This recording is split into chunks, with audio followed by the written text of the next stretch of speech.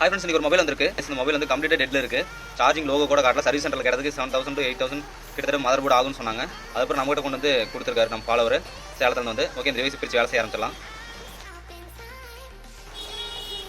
Open பண்ணுற video வந்து cut ஆகிடுச்சு. ஓகே, இந்த CPU ரேம் தான் ப்ராப்ளம். அந்த CPU டூயல் லேயர் வந்து பிரித்து வேலை செய்ய ஆரம்பிச்சிடலாம்.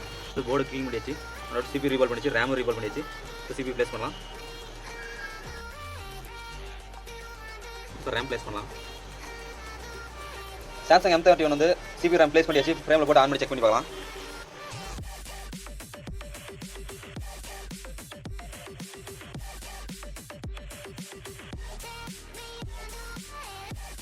M31 வித் டேட்டாவோட அப்படியே ரெடி ஆகிடுச்சு.